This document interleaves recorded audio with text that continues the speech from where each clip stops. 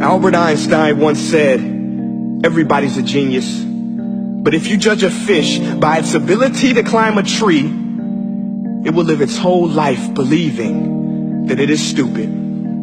Ladies and gentlemen of the jury, today on trial we have modern day schooling. Glad you could come. Not only does he make fish climb trees, but also makes them climb down and do a 10-mile run. Tell me, school, are you proud of the things you've done?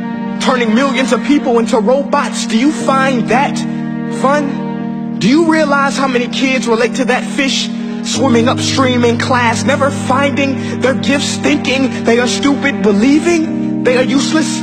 Well, the time has come, no more excuses. I call school to the stand and accuse him of killing creativity, individuality, and being intellectually abusive. He's an ancient institution that has outlived his usage.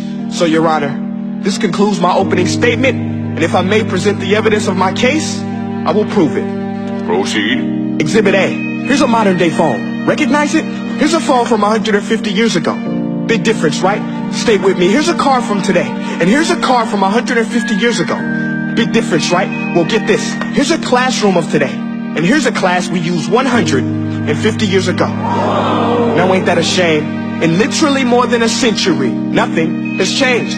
Yet you claim to prepare students for the future? But with evidence like that, I must ask, do you prepare students for the future or the past? I did a background check on you and let the record show that you were made to train people to work in factories, which explains why you put students in straight rows, nice and neat, tell them sit still, raise your hand if you want to speak, give them a short break to eat, and for 8 hours a day tell them what to think. Oh, and make them compete to get an A letter which determines product quality, hence grade A of meat. I get it. Back then, times were different. We all have a past. I myself am no Gandhi. But today, we don't need to make robot zombies. The world has progressed. And now we need people who think creatively, innovatively, critically, independently, with the ability to connect. See, every scientist will tell you that no two brains are the same. And every parent with 2 or more children will confirm that claim.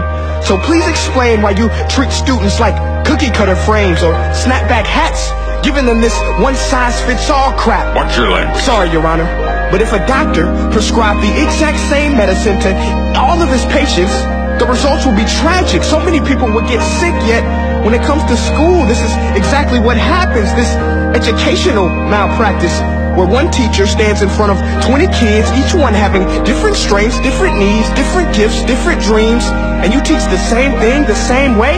That's horrific. Ladies and gentlemen, the defendant should not be acquitted. This may be one of the worst criminal offenses ever to be committed. And let's mention the way you treat your employees. Objection. Overruled. I want to hear this. It's a shame. I mean, teachers have the most important job on the planet, yet they're underpaid? No wonder so many students are short-changed. Let's be honest. Teachers should earn just as much as doctors, because a doctor can do heart surgery and save the life of a kid. But a great teacher can reach the heart of that kid and allow him to truly live. See, teachers are heroes that often get blamed, but they're not the problem.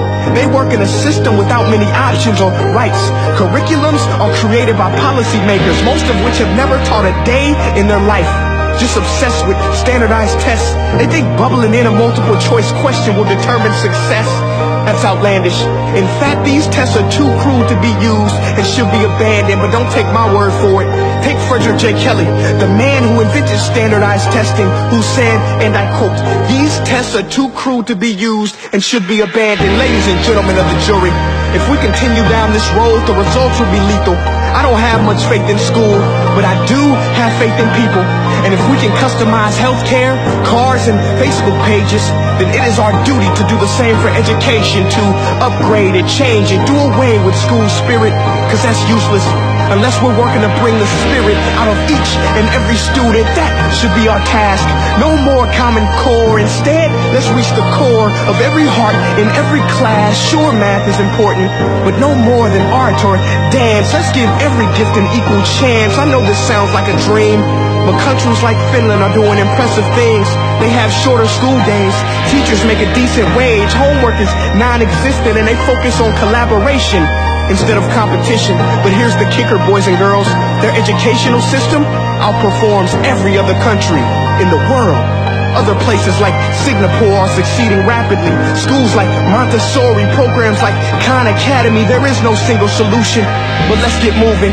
Because while students may be 20% of our population, they are 100% of our future. So let's attend to their dreams, and there's no telling what we can achieve. This is a world in which I believe, a world where fish are no longer forced to climb trees. I'll rest my case.